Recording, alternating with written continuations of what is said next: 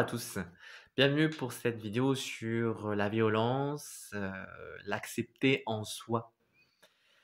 On a tous de la violence puisque c'est de l'énergie, en tout cas un de ses visages, et que on vit en tant qu'être humain différentes émotions, en particulier la colère qui dans les cas extrêmes peut se transformer en haine et cette haine va mener à une agressivité, à une violence, à quelque chose d'assez terrible en général, qui peut souvent nous déborder.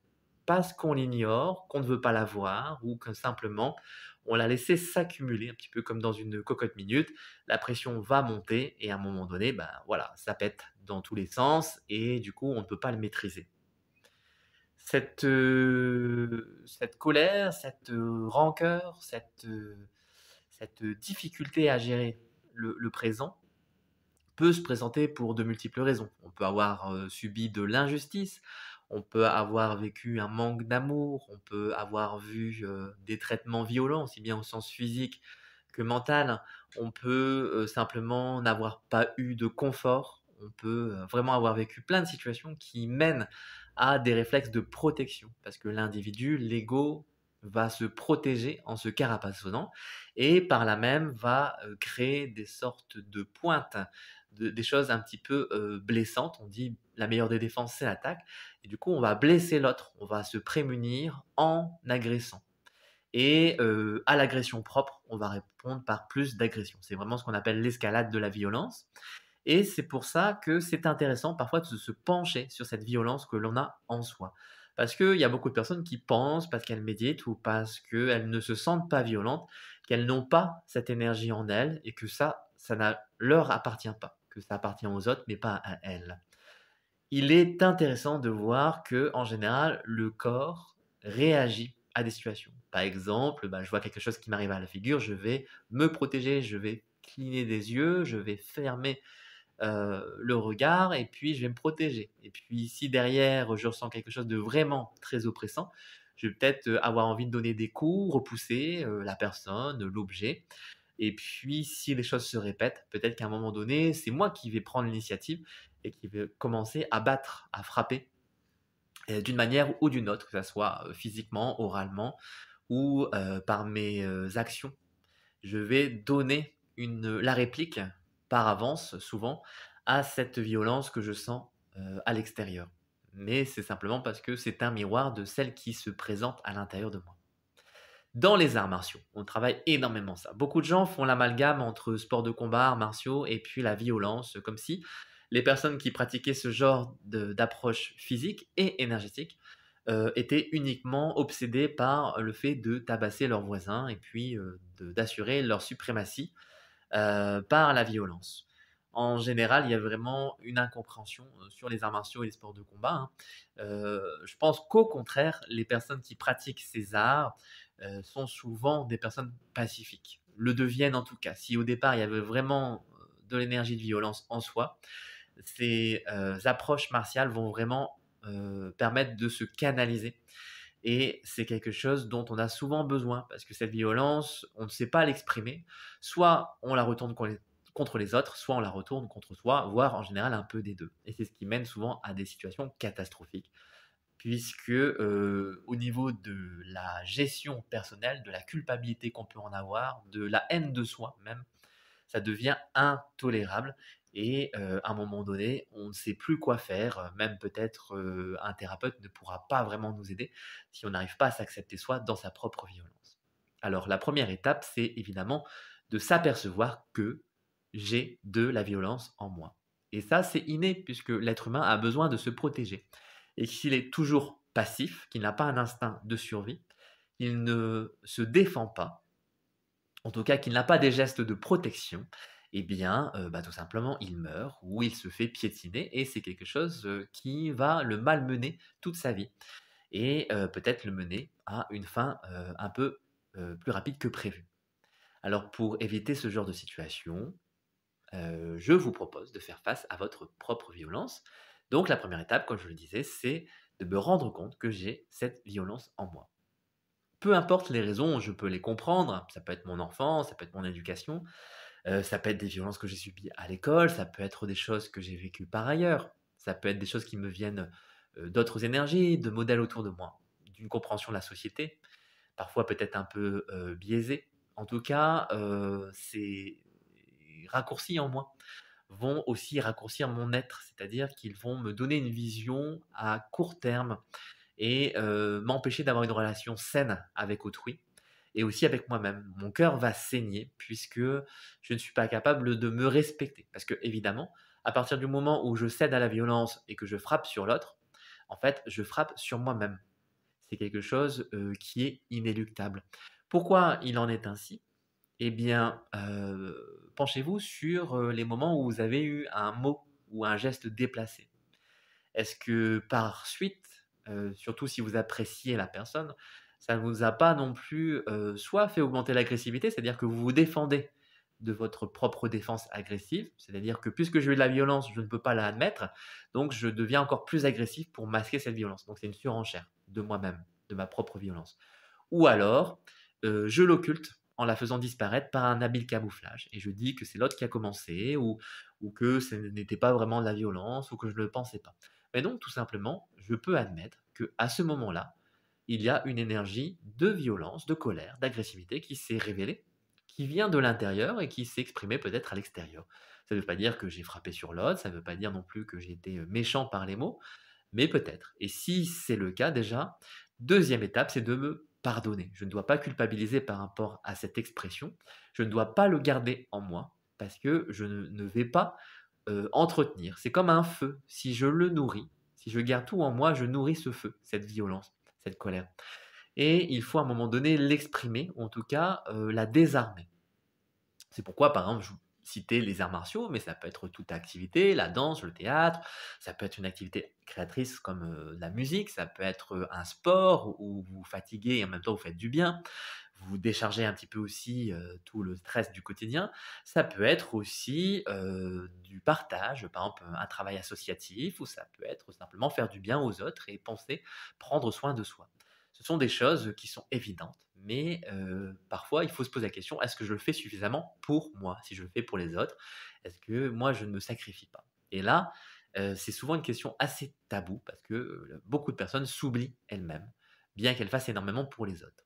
Et c'est pour ça que dans leur bienveillance, finalement, elles cultivent une certaine agressivité, puisqu'elles ne se regardent pas elles-mêmes. Et si je ne me vois pas, eh bien, j'occulte systématiquement cette violence. C'est quelque chose qui ne va pas apparaître pleinement et je vais toujours, comme je le disais, le minimiser ou le transformer en autre chose que de la violence, alors que c'est bien de la violence.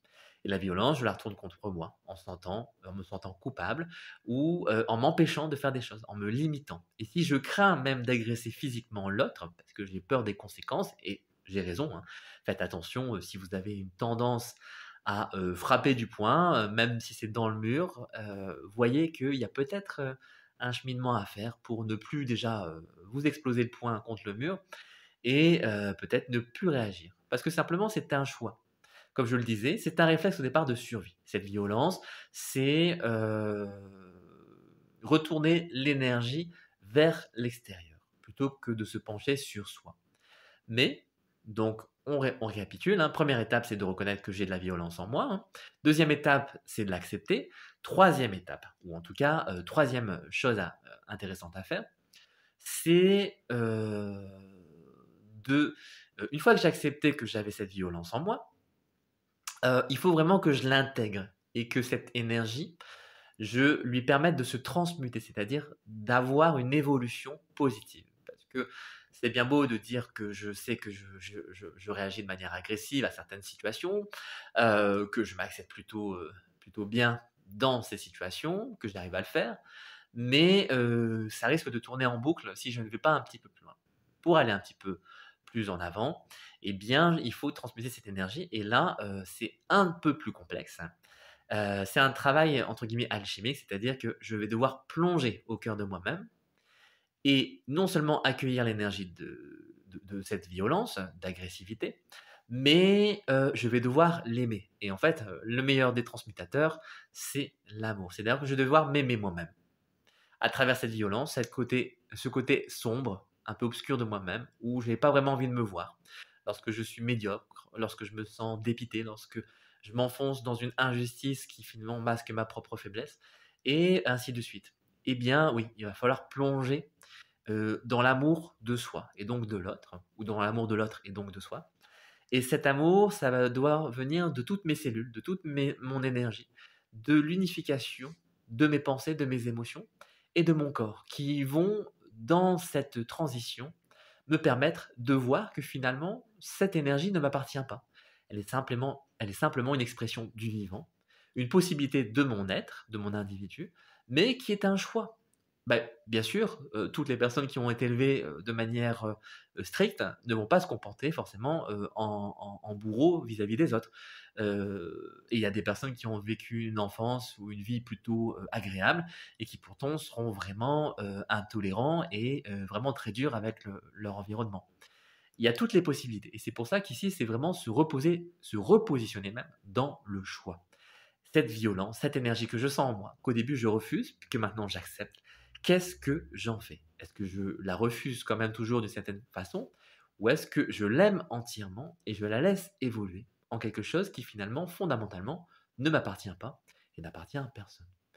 Et vous allez voir que si vous arrivez progressivement à avoir cette lucidité, ce discernement de votre propre énergie, vous allez vous rendre compte que la colère peut jaillir comme ça en vous de manière très forte, s'exprimer sur le moment, peut-être même de manière violente, très très dure, mais que vous allez peut-être avoir la possibilité déjà de vous calmer, soit sur quelques minutes, une heure, un jour, quelques jours, par rapport à d'habitude où ça dure des semaines, voire des mois, pour certains, pour certaines situations vraiment violentes, ou alors que vous arrivez à prendre du recul, c'est-à-dire bah, vous éloigner du lieu, de la personne, de la situation qui vous perturbe et vous apprenez à vous isoler pour laisser cette colère s'exprimer. Peut-être parler à voix haute, peut-être lâcher, frapper dans votre sac de boxe, comment dire, prendre vos boules anti-stress et puis les broyer.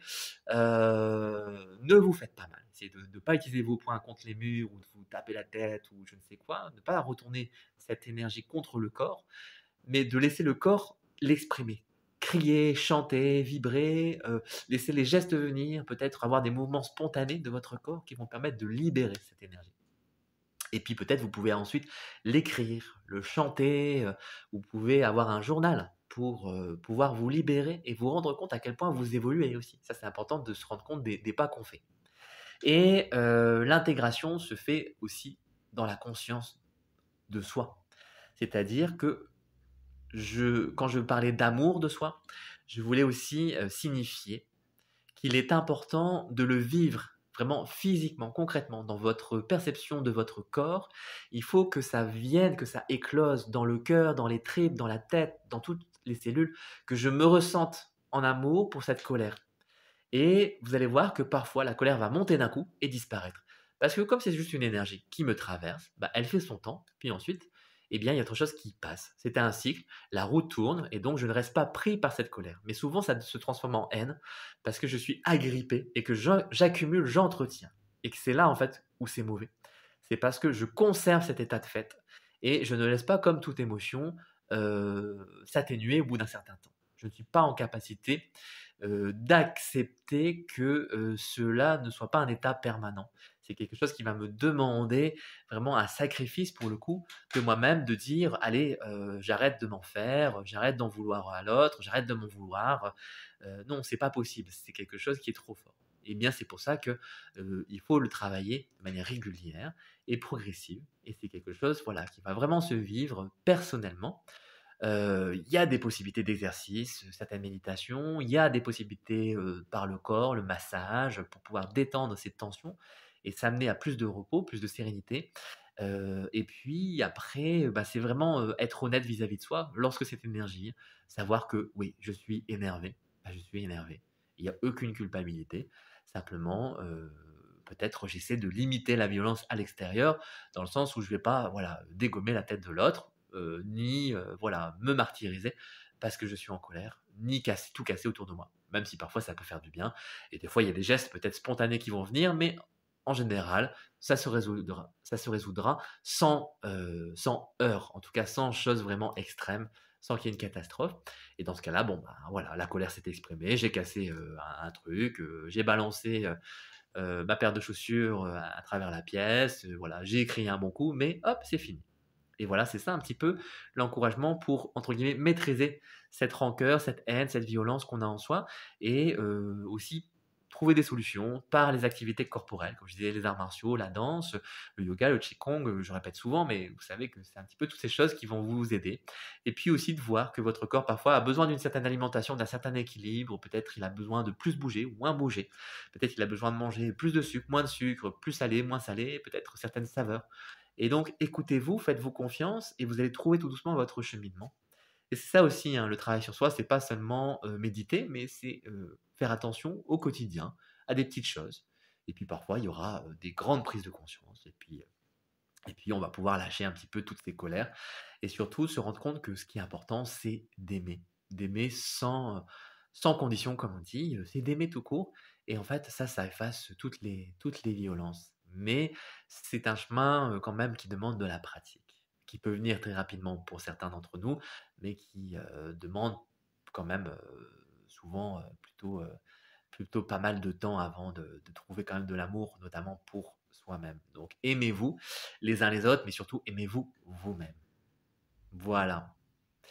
Eh bien, je m'arrête ici. Je vous souhaite une belle journée ou une belle soirée. À bientôt.